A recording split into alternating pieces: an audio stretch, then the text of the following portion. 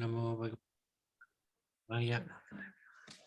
Om Namo Bhagavate Vasudevaya. Hare Krishna, dear devotees. Thank you very much. Part 2 of Srila Prabhupada's Life and Times, at least a brief summary. And I was going to ask Madhusudan Prabhu. I know he likes this poem very much, and maybe he can take us through this. Madhusudan Prabhu, would you like to do that?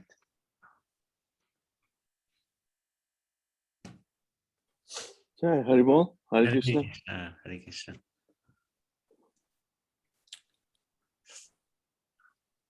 Which point is this? The translation of it. Okay. Yeah.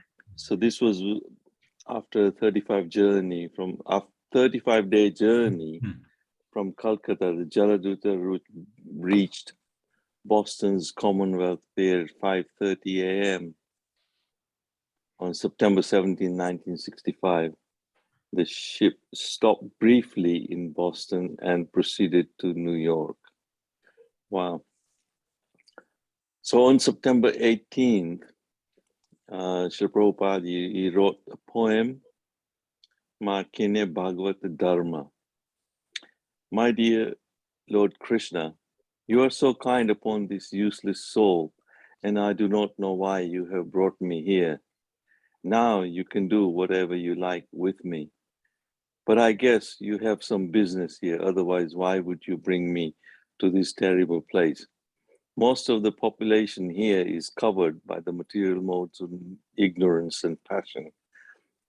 Absorbed in material life, they think themselves very happy and satisfied, and therefore they have no taste for the transcendental message of Vasudeva. I do not know how they'll be able to understand it, but I know your causeless mercy can make everything possible because you are the most expert mystic. How will they understand the mellows of devotional service? Oh Lord, I'm simply praying for your mercy so that I'll be able to convince them about your message.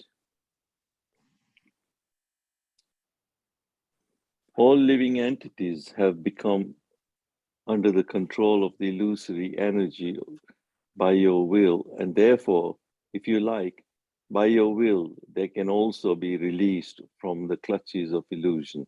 I wish that you may deliver them. Therefore, if you so desire their deliverance, then only will they be able to understand your message. The words of Srimad Bhagavatam are your incarnation. And if a sober person repeatedly receives it with submissive oral reception, then he will be able to understand your message. It is said in the Srimad Bhagavatam 1:17-21, that Shri Krishna, the Supreme Personality of Godhead, who is the Paramatma, Supersoul in everyone's heart, and the benefactor of the truthful devotees, cleanses desire for material enjoyment from the heart of the devotee who has developed the urge to hear his message, which are in themselves virtuous upon properly heard and chanted. By regular attendance in classes in Srimad Bhagavatam, and by rendering of service to the pure devotee, all that is troublesome to the heart is almost completely destroyed. And loving service unto the personality of Godhead, who is praised with transcendental songs, is established as an irrevocable fact. As soon as irrevocable loving service is established in the heart, the effects of nature's modes of passion and ignorance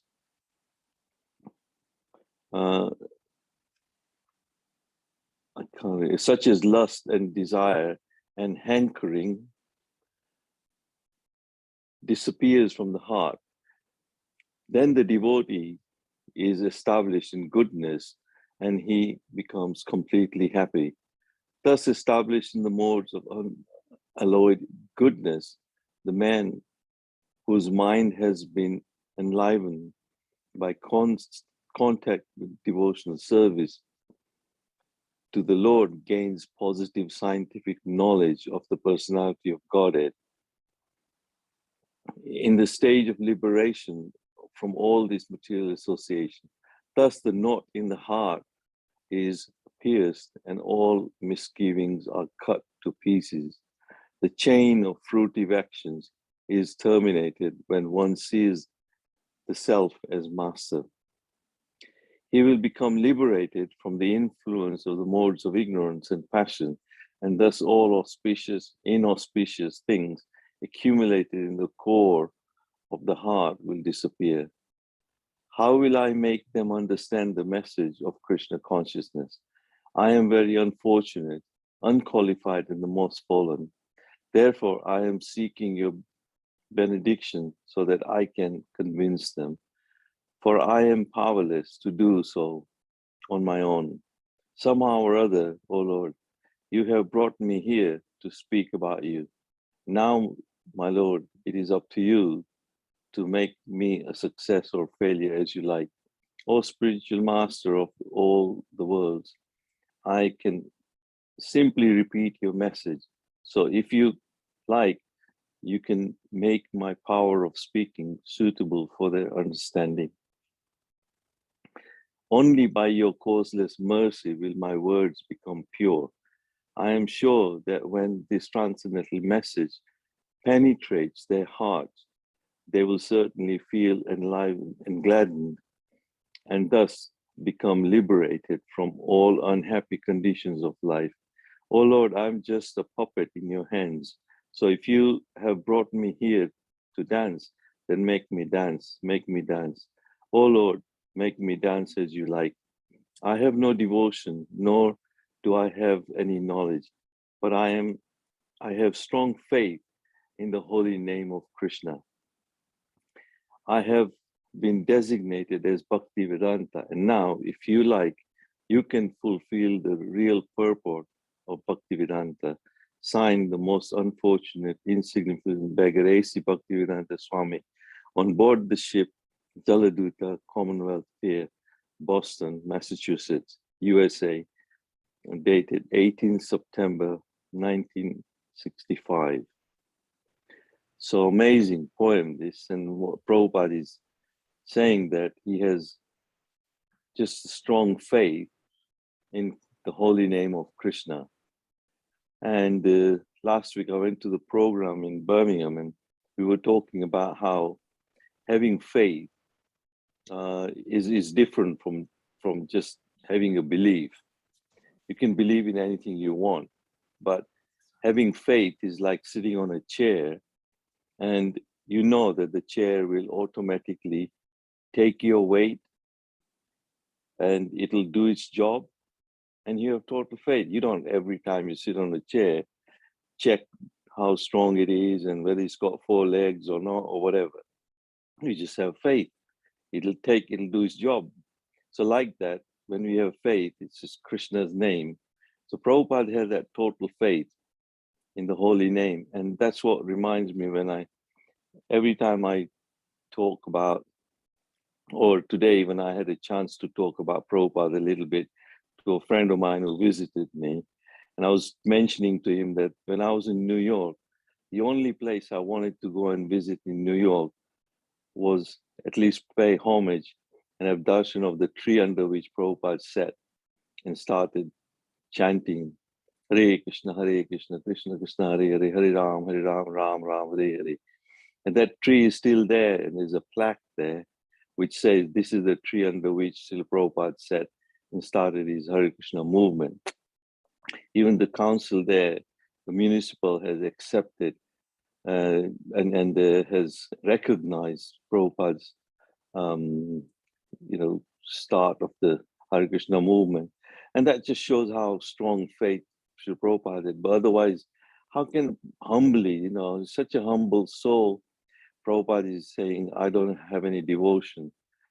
Same, we feel sometimes the same. I don't have any knowledge. I'm not very strong in remembering verses or anything like that.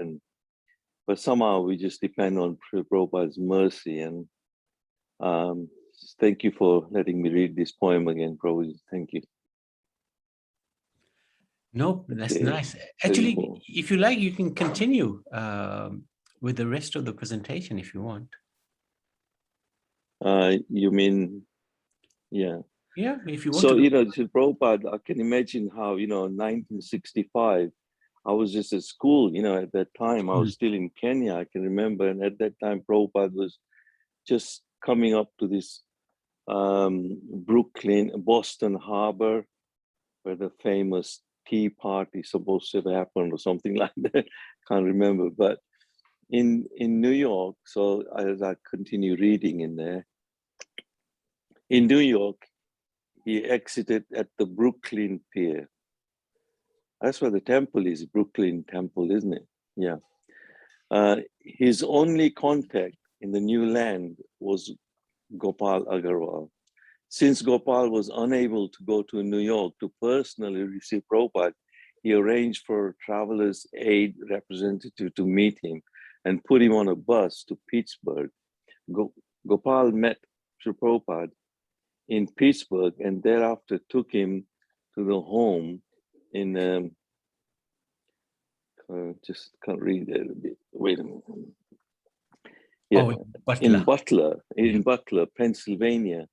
So that's a long journey, and that's actually Agarwal, Gopal, and his son, now his son as well. They're standing right next to Prabhupada. This is probably in Bombay or so, but anyway, you know, they actually received him, and Srila Prabhupada stayed with. There's a very nice picture of him at Agarwal's house, Prabhupada with his son. I remember seeing it somewhere, but then Prabhupada stayed there for a while. And then he said, this is not really my business to come and stay at somebody's house. I haven't come here for that purpose, really. You know, my purpose and my aim, my mission is to carry out the order of my spiritual master and give this knowledge to, and then, so as I carry on reading from there, a few days. You could, I mean, what I've done, what we've done actually is now this bit is the journey to the States. So it goes back a little bit. This is, but you can continue with that. No, continue with that, because it's always good to keep reading this to see glory. So then, and then, you know, so Prabhupada actually then ends up going to live in the really tough neighborhood, you know, in the Bowery, which is called the Bowery in New York. And, you know, he rents a flat and spends some time trying to translate his books and all that. But then he's sharing, I do remember reading in the biography that he was sharing this flat with this crazy guy who was on crack or some cocaine. It doesn't mean that Prabhupada was influenced by that kind of atmosphere, but he had to spend some or share the flat with some character like that, and he actually freaked out or someone. Then Prabhupada had to actually just get out and get away from that, and then left everything, his property and everything, and he just out on the street on his own, you know, and wondering what to do next, you know. But luckily, he may have retrieved his properties again, like a tape recorder and books. That's all he had, really, tape recorder and all that. And then that's Prabhupada just kept walking to start all over again. But that place in Tompkins Square Garden is where Prabhupada started chanting. And he was thinking that, you know, when at that time when he was chanting, he would just sit with his kartala, start chanting the Maha Mantra, and all the hippies, at that time, they were all hippies. And they would just join and they say, you know, somebody would bring bongos and guitar and all that. Have a nice jamming session. I kind of imagine Prabhupada sitting there and everybody's around him chanting away. But then he would invite them to the 22nd Avenue, just around the corner. And it's just around the corner there. I've been there, and amazingly, the place is, the storeroom he actually rented out and did his classes there in the evening. It's called the Matchless Gift. Amazingly how appropriate the name is as well, the Matchless Gift. And that's where Prabhupada started to give classes and invite the young boys, and he started teaching them, training them. And he would just say, this is what Krishna said, this is what Krishna in Bhagavad Gita classes, and how he would leave a bowl full of gulab jamuns there, and they would just relish them, and Prabhupada would even cook for them and tidy up the place and did everything. Amazing, So as I continue reading, the poem was written on September 18, 1935, just 12 years later, on November 14, 1977, Srila Prabhupada passed away in Vrindavan. So that's a, tough time. In that period between 65 and 1977, Srila Prabhupada actually managed to achieve amazing, where he traveled around the world about 14 odd times, set up 108 temples and farming community and gurukuls and goshalas, and preached, and so many books distributed on, and translated so many books and so many disciples, and we are lucky. Srila Prabhupada passed away in Vrindavan, so at the age of 81. Wow. What did Srila Prabhupada accomplish during this period? Well, having begun with nothing, and at an age when most were ready to retire. After arriving in New York in September 1965, Srila Prabhupada struggled alone for a year, as I said, to establish the Krishna conscious movement. He lived simply, lectured wherever and whenever where he got the opportunity, and gradually began to attract small interest in his teachings. And then, when you read some books like Chasing the Rhino with the Swami by Shyam Sundar, it's a wonderful book, how he recalls his meeting with Prabhupada in California, how his friend called Mukunda would come from New York, and Mukunda would talk so much about this Swami all the time. And then how Shyam Sundar got influence and get attracted, and they organized the program for Srila Prabhupada in California. One of the gigs, where at that gig, it was a musical kind of event where there'll be rock music and all that. And in between, they're going to insert Prabhupada doing chanting of Hare Krishna. And the poster would say something like, you chant on this mantra, you're so high, you never get down, or something like that. Something like that poster. And they invited the Hells Angels to be the protector of, like security guards around. Amazing. Shyam Sundar explaining all that, and how Prabhupada came to California like that. And then, so after arriving in New York, then Srila Prabhupada struggled. Yeah, I've covered that. On February 1968, he bought a reel-to-reel tape recorder, and this is the tape recorder we're talking about, for $54.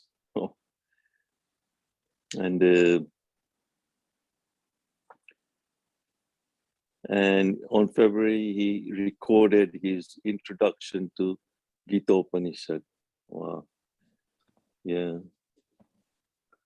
And that introduction, the Gita Upanishad, Prabhupada, then I remember, buying that first Macmillan set of Srimad Bhagavad Gita.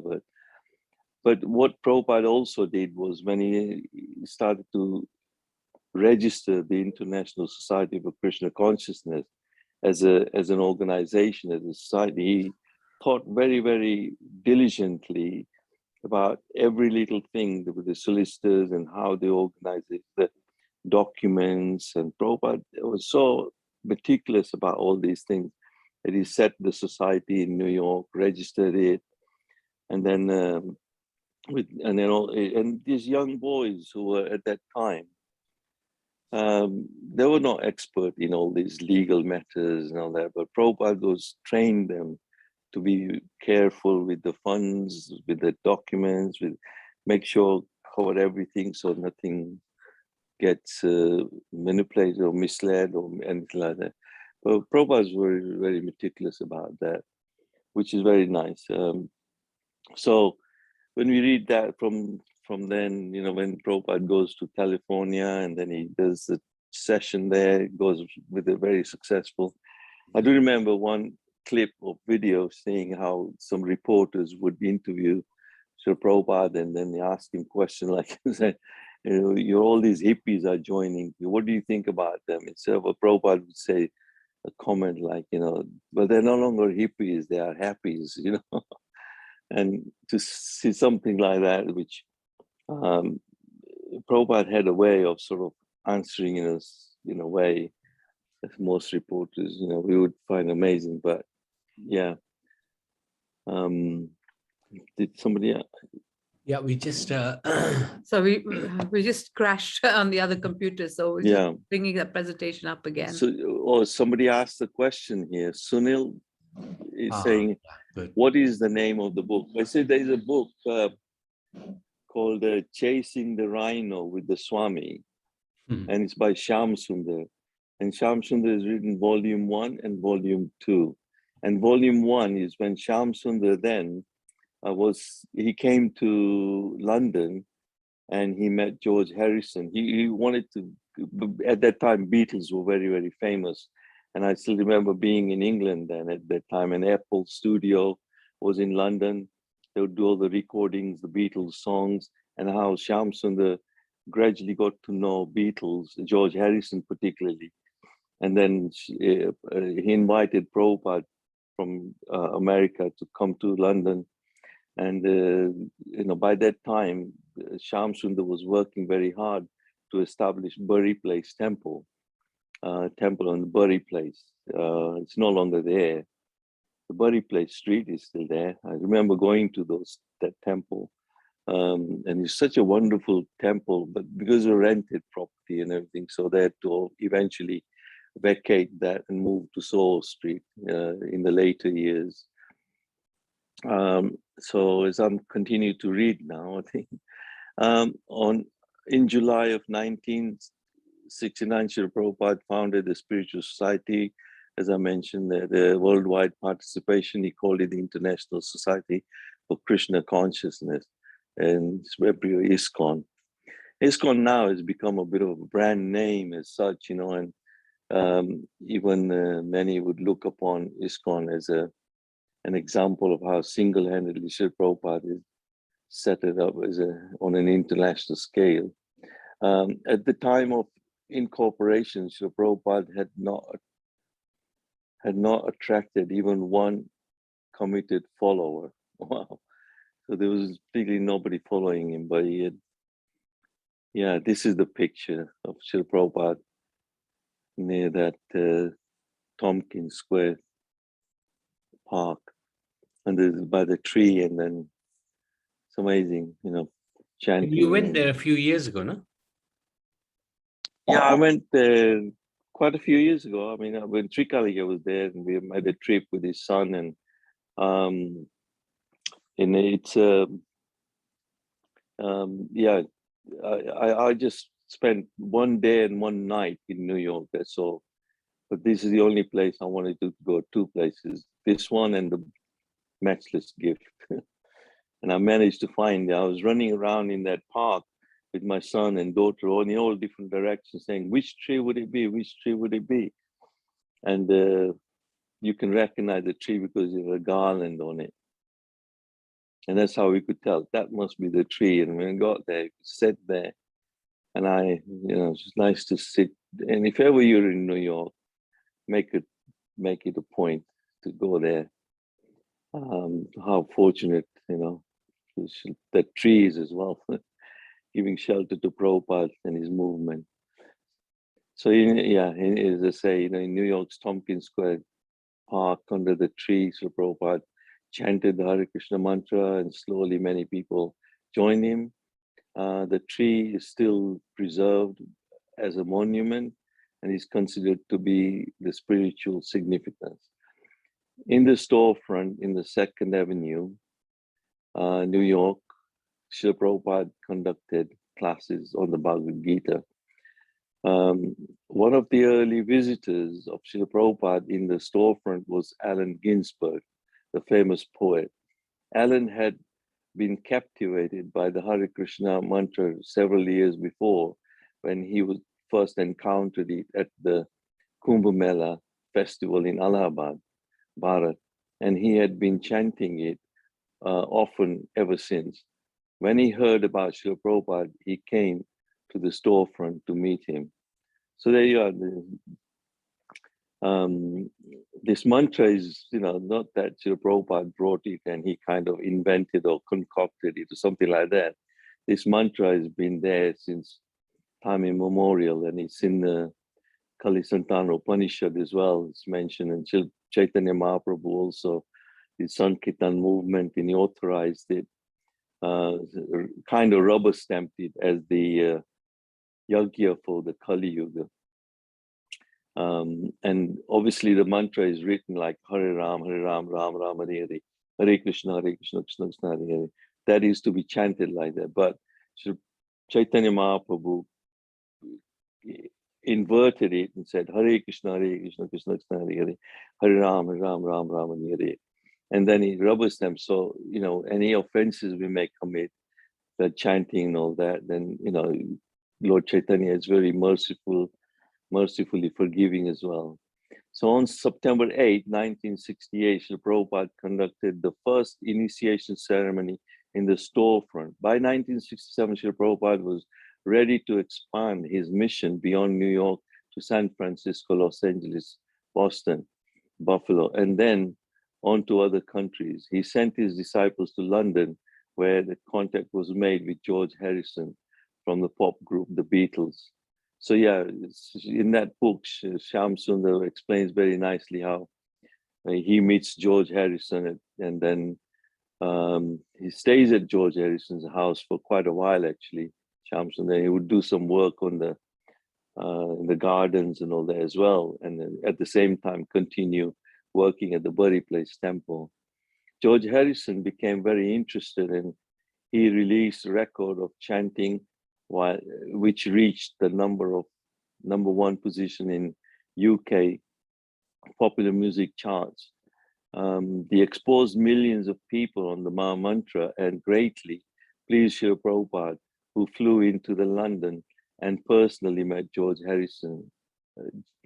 Later, George donated a large manor house in the English countryside. So that's what Bhaktivedanta Manor is now. And then Srila Prabhupada established 108 temples throughout the world with the help of his disciples, and also established various Vedic projects, schools called Gurukuls, where children are trained in Krishna consciousness from the very early age, which is a very good thing actually, because schools and training under the old Vedic system of Gurukuls was the proper education system, which was demolished, not demolished, but kind of destroyed by the British education system and other cultures that imposed their way of, on top of the Vedic culture that existed. We can see from Krishna's pastimes that even Krishna went to a Gurukul, and the Gurukul system was where Guru teaches the children and Krishna and all the pastimes of how Krishna was in a Gurukul, and his friend was Sudama in the school, and so those pastimes. And then cow protection programs on several of the larger projects to care for cows and bulls, even after their productive lives were over. He set up an academy of artists who painted fabulous devotional artworks for his books. So as I say, I was talking to a friend of mine who visited, and I got a picture of Krishna on my front room, and I said, this is like the windows into the spiritual world, actually, these paintings. That's how Prabhupada describes how Krishna is just with his coward, one eye is Krishna and Balaram with all the coward boys, and how they are just in the forest and with all the cows. And so that's what the Vedic culture is, cow protection. Because the whole economy is based on cow protection milk products, and the whole economy can thrive on it. And whilst we're looking at Vrindavan with the trees, and you respect the river, you worship Yamuna River, Vrindavan is, the whole run is forests, forests. You look after the trees, and that's what you go to place like Vrindavan and villages around there, and you go and talk about climate change to them, they'll wonder what you're talking about. We worship the trees and we worship the rivers. We look after the environment. We've been living in this sustained way of living for thousands of years, and this whole world is in threat because of climate changes, because it's other pollutions created by unsustainable ways of living. It's just not possible. He also established the Bhaktivedanta Institute, made up of disciples, expert in science and maths, whose mission was to disprove various atheistic theories and disseminate Vedic knowledge. So yeah, that's what's happened, with our, unfortunately, disseminated the Vedic system. And I do remember, that having Mahabharata in the house was discouraged. You should not have Mahabharata in your house. It causes Mahabharata in your own house. I mean, what a way of thinking like that. It's because after independence, the British ruled and they imposed their way. Even the first education minister after independence was from this university, Muslim university in Maulana, or somebody anyway, and he imposed the Muslim kind of ideologies more and more within the Congress. And it's politically, but unfortunately, but now at least, with the Prabhupada is given this Vedic knowledge freely. He wrote scores of books and initiated thousands of disciples. So single-handedly, Prabhupada has actually saved Sanatana Dharma, or exposed its true nature, the absolute truth. Anything more on this? So these were all actually prophecies made, this. He traveled from continent to continent, country to country, city to city, town to town, preaching the message of Krishna.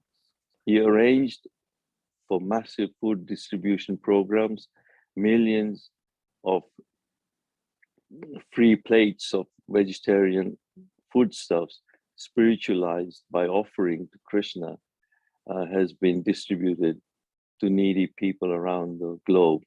So it's not just vegetarian food, or just, a lot of people do feed the hungry and all that, but what they're feeding, there is obviously consequences, but to feed prasad is a different level.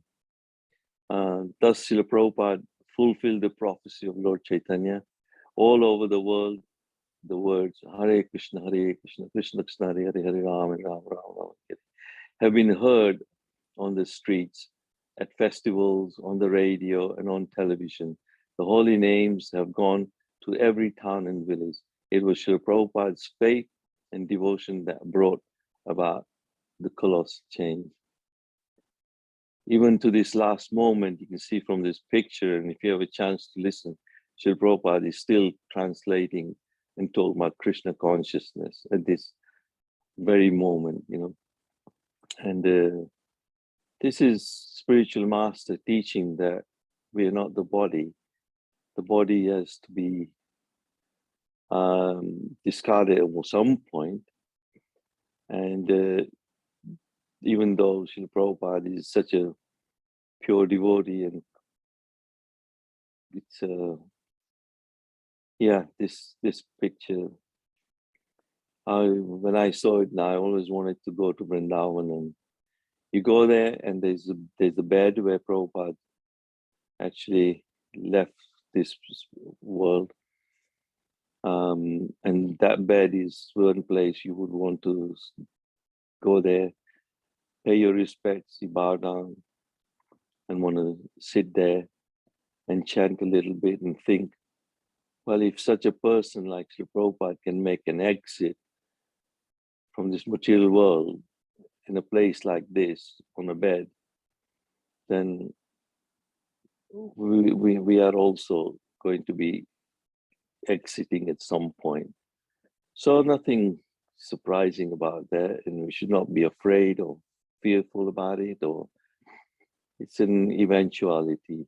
So happens, and it will happen. So that's Srila Prabhupada left like that, but his legacy, and somewhere I read today that I will never die, Srila Prabhupada said. I'll always live in my books. So Prabhupada is always alive in his books. So Srila Prabhupada ki jai. Jai, Haribol. Haribol. Thank you, Prabhu. That was brilliant. Anyone would like to add anything or have any questions? Mataji, Ji. in that letter that Srila Prabhupada first wrote, why did he say that I have no devotion? I thought he was a very devout person. So why did he write that in the letter to Krishna? So that's the poem that he wrote on the Jaladuta. Yeah, it was, Yeah. that is a poem, Yeah. yes. Yeah. Madhusan Prabhu, would you like to? Yeah, it just shows, that when you're, the humility of Srila Prabhupada is how humble he was. He's still not taking credit for whatever he has done and achieved. He's still saying it is by the mercy of his spiritual master and by the mercy of Krishna that anything is possible. And the only thing he has is his faith in the holy name.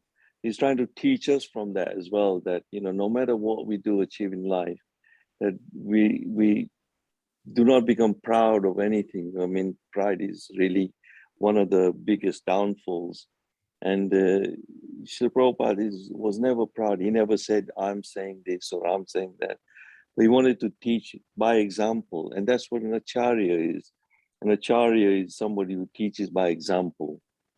And that's what Prabhupada was, and although he has devotion in the sense, but I was listening to a class given by somebody the other day, and he was saying how there was one god brother of Srila Prabhupada in Vrindavan. Srila Prabhupada stayed in the Radha Damodar temple, and in that temple right behind there are these samadhis of Rupa Goswami and Jiva Goswami and all those. And those samadhis are kind of, sometimes last time I went there a couple of years ago, I know they're doing some renovation work there and they're tidying up some of the area, and then, but otherwise they were just left unattended. But then Srila Prabhupada would, while he was staying at Radha Damodar temple, he would go and sweep around the areas around there. And one of his god brother Narayan Maharaj, I think he was saying how he said one day he saw Srila Prabhupada was sweeping in the area of Rupa Goswami and he was crying and he has tears in his eyes, and he was just saying to himself, he says, how am I going to fulfill my spiritual master's order? How am I ever going to do it? And he was praying to the Goswamis there at the Samadhi, and he's just, Prabhupada just had a big challenge, but he was preparing himself. He just didn't know how it was going to become possible. Just like we have sometimes, Prabhupada single-handedly, he tried so hard in Bharat, tried to print his books, but he didn't have any means, any money. He just how to make it possible. But then somehow it just became possible by Krishna's mercy. So yeah, Srila Prabhupada is, although he's saying, I have no devotion, I have no knowledge, I have no words to, but you say, you give me the words, Krishna, you give me the words. And only faith is holy name. He's trying to teach us that we must So by that example, we should know that we should have total faith in the holy name of Krishna. That Krishna and Krishna's name is known different. It's like we're having total faith. So when we're chanting, with faith, that all the potencies of Krishna and Krishna's mercy will be there when we chant as well. I hope that helps. Thank you. Haribol. Yeah, yes, very well explained. Thank you, Prabhuji. Thank you, Prabhu. Hare Krishna, Prabhu. Okay. Hare Krishna. Haribol. Haribol. Yes, one thing you did very well. The mission was to fulfill the desire of his Guru Maharaj, his instruction to go and preach in those countries. So he did it very well and he succeeded. Haribol. Haribol.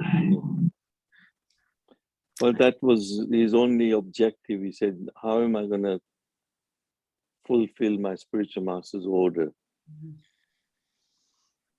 And unfortunately, later on, as he continued preaching, Krishna sent him the right sort of people that would help him and assist him. And when he was in London, he obviously met our Guru Maharaj, Krishna's Maharaj, and Prabhupada asked him to help him. And our Guru Maharaj, Krishna's Maharaj, said, how can I help you? I'm already in this, I have a guru in Bharat. I have to take his permission. I have to write to him. And Prabhupada said, yeah, you write them because you're a Brahma Sampradaya, we're Madhva Sampradaya. It's the same, so we are in the Sampradaya is the same. So and then Krishna's Maharaj also joined and took up sannyas to help and assist Srila Prabhupada in those early days in London. And he went preaching diligently, amongst the Indian community, and whilst other people my memories of Bari place is amazing, but I can imagine when Shyam Sundar and early devotees that I met, there were some devotees like Bhumadev and Ram Sharan. I can remember a lot of them in early days. They were like the pioneers, Good, yeah, thank you, Haribol. Hare Krishna, everyone. Thank you for that.